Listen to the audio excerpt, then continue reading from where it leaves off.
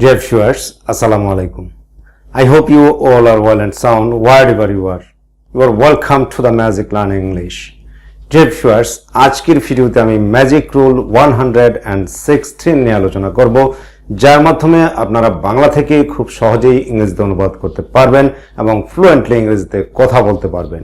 তবে শর্ত হচ্ছে যে আপনাদেরকে অবশ্যই পুরো ভিডিওটি না টেনে শুরু থেকে শেষ পর্যন্ত দেখে যেতে হবে। আর ইতিমধ্যে যারা আমার চ্যানেলটিতে সাবস্ক্রাইব করেছেন তাদেরকে অসংখ্য ধন্যবাদ, আর যারা এখনো সাবস্ক্রাইব করেননি তারা এখনই সাবস্ক্রাইব করে পাশে থাকা বেল আইকনটি বাজিয়ে দিন, যাতে করে যথাসময়ে আমার প্রত্যেকটি ভিডিও পেতে পারেন এবং সে অনুসারে প্রস্তুতি নিতে পারেন। So let's get started. Magic rule 116. কোনো বাংলা বাক্যে যোগ্যতা বা সামর্থ্য অর্থে কর্তা কি কোনো কিছু করতে পারেনি, বলতে পারেনি, যেতে পারেনি, আসতে পারেনি ইত্যাদি নাবোধক প্রশ্নযুক্ত থাকলে এগুলোর ইংরেজি করার সময় গঠন হবে এরূপ।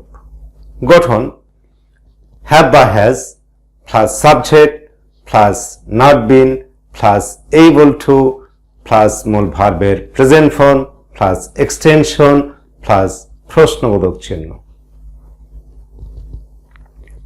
ওয়ান্স এগেইন, কোনো বাংলা বাক্যে যোগ্যতা বা সামর্থ্য অর্থে কর্তা কি কোনো কিছু করতে পারেনি, বলতে পারেনি, যেতে পারেনি, আসতে পারেনি ইত্যাদি নাবোধক প্রশ্নযুক্ত থাকলে এগুলোর ইংরেজি করার সময় গঠন হবে এরূপ।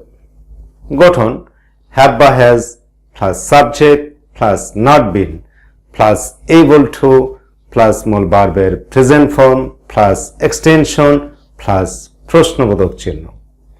নোট, এক্ষেত্রে subject third person singular number হলে হ্যাজ বসে এবং অন্য সকল পার্সনে হ্যাভ বসে। ওয়ান্স এগেইন, এক্ষেত্রে subject third person singular number হলে হ্যাজ বসে এবং অন্য সকল পার্সনে হ্যাভ বসে।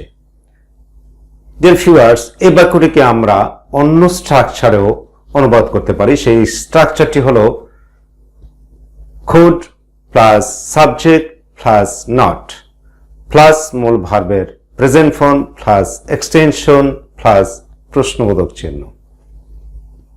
Once again, could plus subject plus not plus মূল ভার্বের present form plus extension plus প্রশ্নবোধক চিহ্ন। ডিয়ার ভিউয়ার্স, তাহলে আসুন উদাহরণের মাধ্যমে এই বিষয়টিকে ক্লিয়ার করে নেওয়া যাক।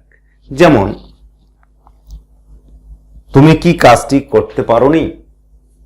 এ বাক্যটিতে সাবজেক্ট হলো তুমি, তুমি ইংরেজি ইউ, আর ইউর সাথে বসে হ্যাভ। সেই জন্য আমরা প্রথম গঠন অনুসারে প্রথমে বসাবো হ্যাভ, তারপর তুমি ইংরেজি ইউ বসালাম ইউ, তারপর গঠন অনুসারে নট বিন বসালাম নট বিন, তারপর গঠন অনুসারে এবল টু বসালাম এবল টু, তারপর মূল ভার্বের প্রেজেন্ট ফর্ম।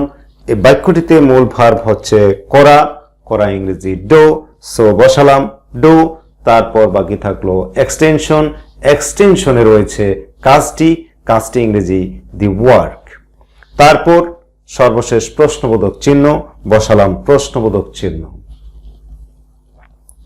তাহলে তুমি কি কাজটি করতে পারোনি এর ইংরেজি হচ্ছে have you not been able to do the work. দ্বিতীয় গঠন অনুসারে প্রথমে আমরা বসাবো কুড, তারপর গঠন অনুসারে সাবজেক্ট তুমি, তুমি ইংরেজি ইউ বসালাম ইউ, তারপর গঠন অনুসারে নট বসালাম নট, তারপর মূল ভার্বের প্রেজেন্ট ফর্ম। বাংলা বাক্যটিতে মূল ভার্ব হচ্ছে করা, করা ইংরেজি ডু বসালাম ডু, তারপর বাকি থাকলো এক্সটেনশন, এক্সটেনশনে রয়েছে কাজটি, কাজটি ইংরেজি দি ওয়ার্ক। তাহলে তুমি কি কাজটি করতে পারোনি এর ইংরেজি হচ্ছে could you not do the work। তুমি কি কাজটি করতে পারোনি প্রথম গঠন অনুসারে এর ইংরেজি হচ্ছে have you not been able to do the work, আর দ্বিতীয় গঠন অনুসারে এর ইংরেজি হচ্ছে could you not do the work। পরের উদাহরণে সে কি তোমাকে সাহায্য করতে পারেনি, এই বাক্যটিতে সাবজেক্ট হলো সে, সে ইংরেজি হি, আর হি এর সাথে বসে হ্যাজ, সেই জন্য আমরা গঠন অনুসারে প্রথমেই বসাবো হ্যাজ। তারপর সাবজেক্ট সে ইংরেজি বসালাম হি। তারপর গঠন অনুসারে নট বিন বসালাম নট বিন। তারপর গঠন অনুসারে এবল টু বসালাম এবল টু। তারপর মূল ভার্বের প্রেজেন্ট ফর্ম।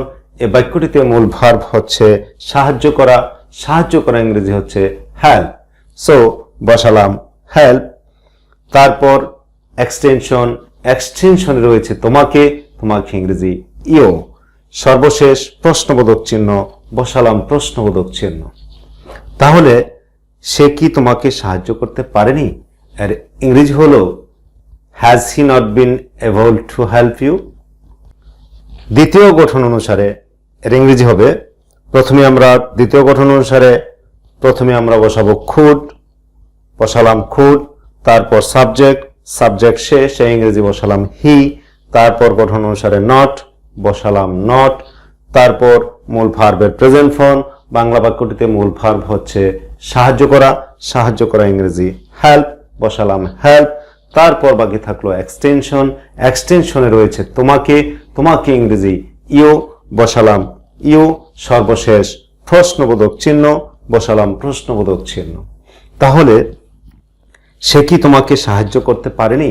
এর ইংরেজি হচ্ছে could he not help you. সে কি তোমাকে সাহায্য করতে পারেনি? প্রথম গঠন অনুসারে এর ইংরেজি হচ্ছে has he not been able to help you. আর দ্বিতীয় গঠন অনুসারে এর ইংরেজি হচ্ছে could he not help you. Dear viewers, আশা করি আপনারা এই রোলটি আয়ত্ত করতে পেরেছেন এবং এটি ব্যবহার করে দৈনন্দিন জীবনে এ ধরনের শত শত ইংরেজি বাক্য তৈরি করতে পারবেন এবং খুব সহজেই সেগুলো ব্যবহার করে মনের ভাব প্রকাশ করতে পারবেন। Dear viewers, if the lesson is helpful for you, please don't forget to like, comment and share, and then subscribe to the channel to get more videos about learning English in future. Thanks a lot for staying with me so long. Allah Hafiz.